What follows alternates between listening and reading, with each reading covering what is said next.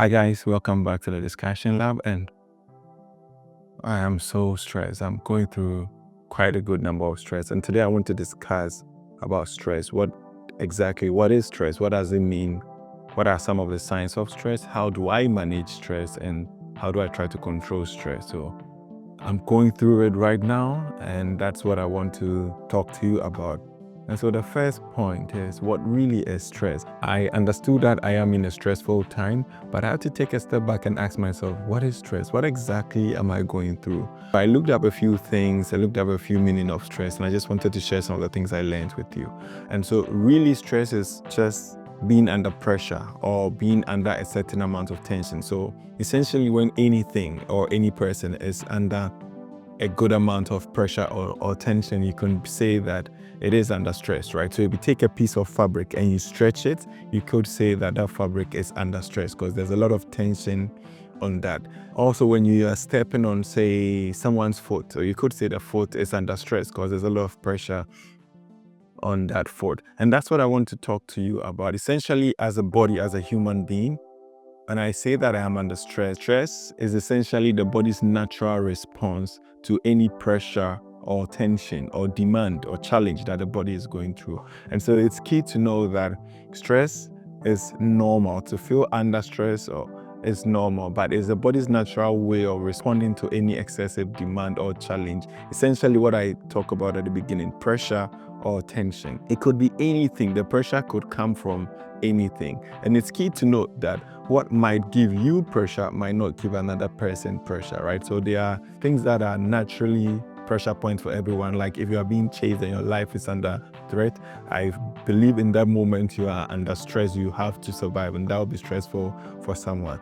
But perhaps someone who's behind on a deadline, that might be considered stressful for someone else, and another person knows how to handle it and will not be stressful for the person. That's really what I want to talk about, stress and how I manage stress or how we manage stress. And so signs that I know and essentially could help you. Like for me, how do I know that I'm under stress? I feel very anxious quite often. I start to feel anxious every now and then for no reason. Once I start feeling a bit anxious or I'm getting a bit of mood swings, then I have to probably take a break and try to understand what is causing that. So emotional signs, when frustration, anxious for no apparent reason, or you are beginning to easily get agitated, it might be a sign. It doesn't necessarily mean you are under stress, but it could be a sign.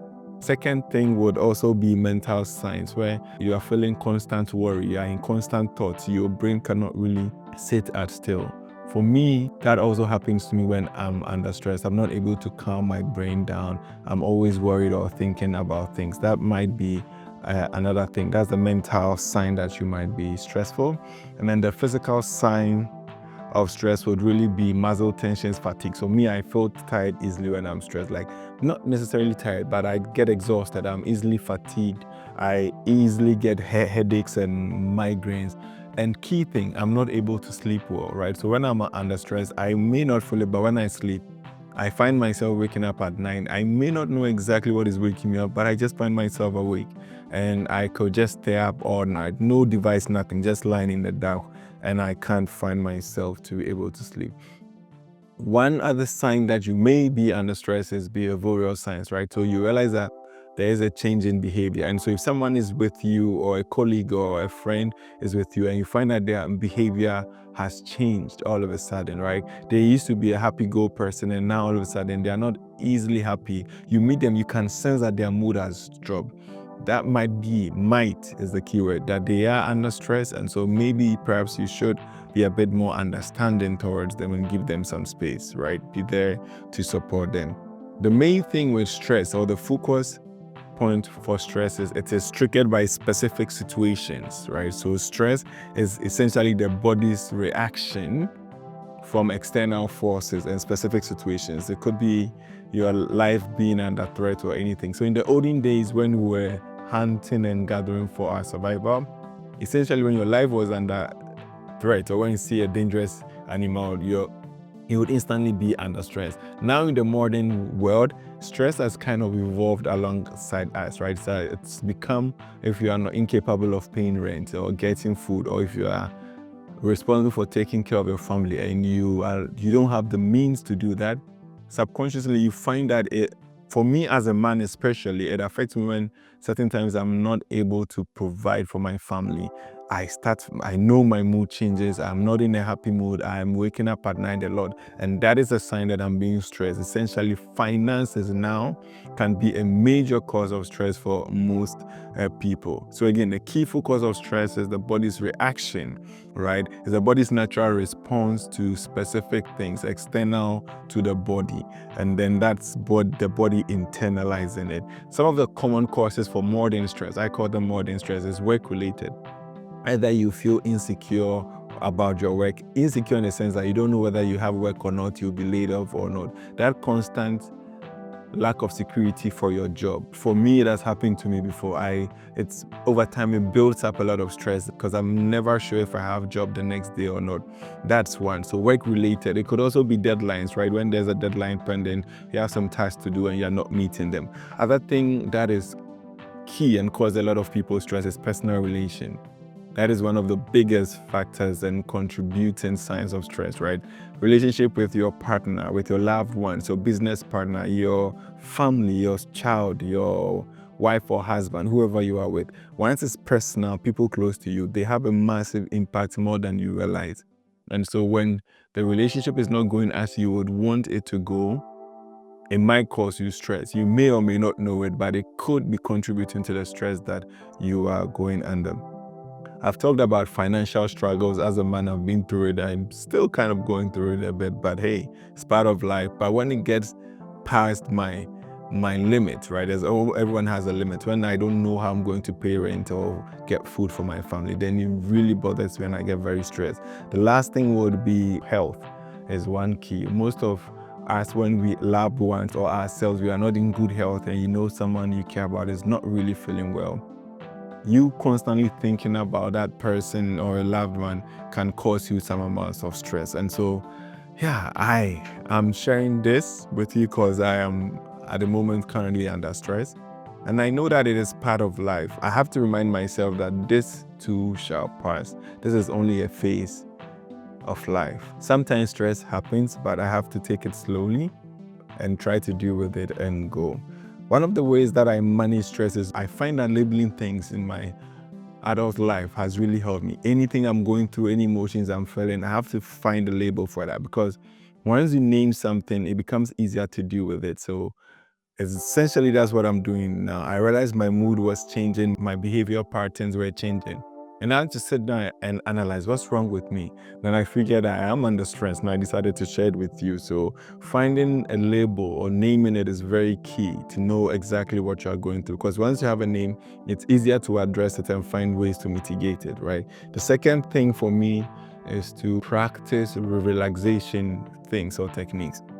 So once I know that I'm under pressure, and I'll talk about this most of the time, I have ways that I use to calm myself down. And so I find that doing things that I love to do alone helps me calm down a bit. One of my favorite way of calming down is to walk. Walk alone, walk especially in natural elements. So I'd look for a trail or a park, just go there, just walking on it, no one disturbing me, just me and nature. It really helps me at that moment clear my thoughts, probably also think, but it's one of the ways that I handle stress. When I get very stressed, I need to go for a walk and stuff.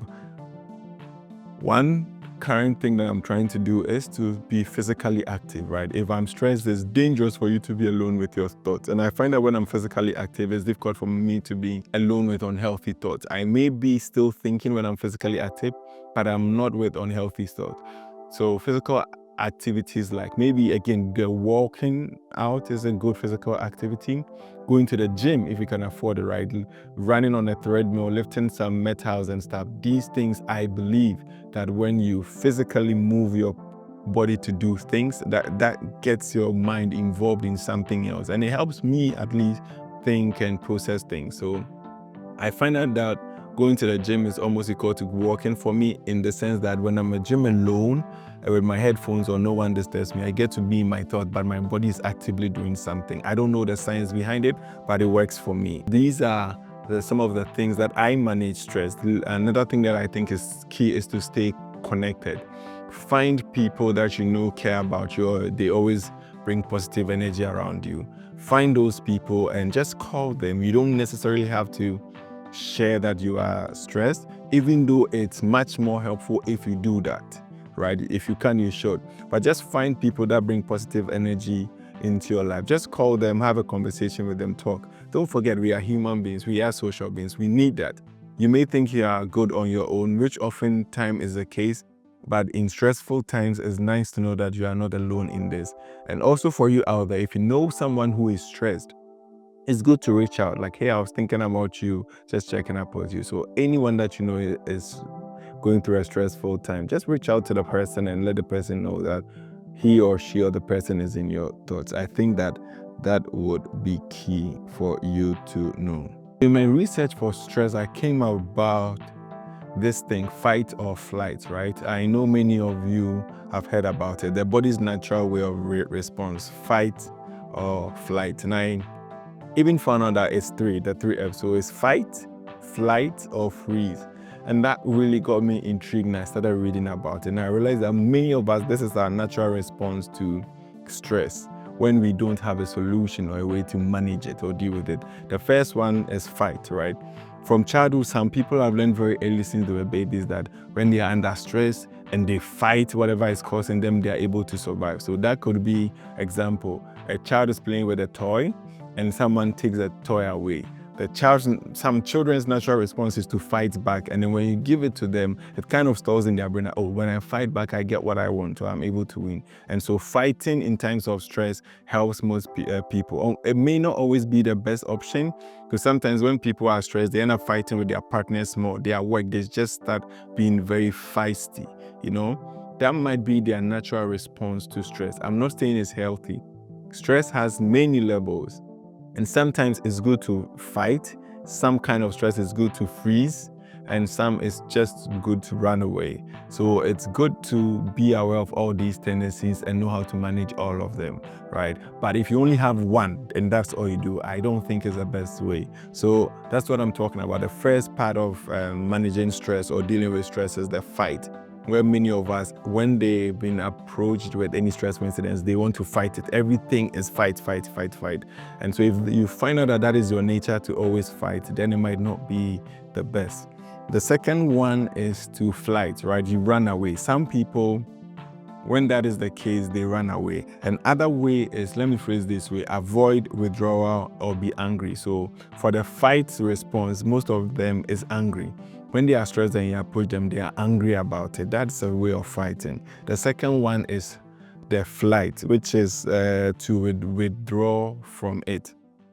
Some people, when they are in a stressful way, the easiest thing for them to do is like to give up. Okay, I don't know what I'm doing, so I just give up. If you are giving them any stressful period, they would give up to whoever is causing them stress. That may not always be the best solution, right? Sometimes when you are faced with stress, it will be best to face it gracefully head on. The other thing is to freeze. And I found out that that was one of my ways of dealing with stress. When I'm very stressed, I kind of freeze, and freeze is in the normal sense to avoid, right? I freeze. I don't know what to do. So I found out that it's quite interesting. So these three stress responses, fight, flight, or freeze. Fight, most often get angry. They think they can always win through everything. Sometimes they work, but it may not always be the best thing. Second one is to flee, running away, flight, right? They withdraw from it, like everything, they just give up. Most of the time, it happened in the past. They found out that when they withdraw, it gave them peace. So they are always withdrawing. Sometimes you may have to confront what is stressing you. The last one, which I find out I used to do a lot, was to avoid, which is to freeze. Have you heard the story when the car is driving at night on the highway and then your headlight hits a deer or an antelope or any wild animal? In that instance, their memory can't recollect they've ever encountered something like that. That's a stressful period for them. So what do? They freeze, because they've never encountered something like this before. So they don't know what to do.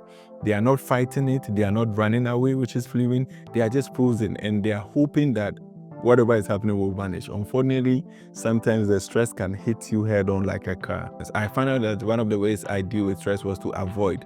And because apparently it has helped me a lot. I fight the least, so it's avoid or withdraw. That was what was for me. So I would either freeze or flee. And fight is my last option because apparently I've never in childhood not been a fighter when it came to stress. But hey, I just want to share some things with you. Which part do you fall under when you are stressed? Do you fight? Do you flee? Or do you freeze? Are you always angry, fighting? Are you always withdrawing in stressful situations, fleeing? And last one, do you avoid? You freeze in the spotlight. But hey, what do I know? I know nothing. I'm just a naive observer sharing what I learned. Peace.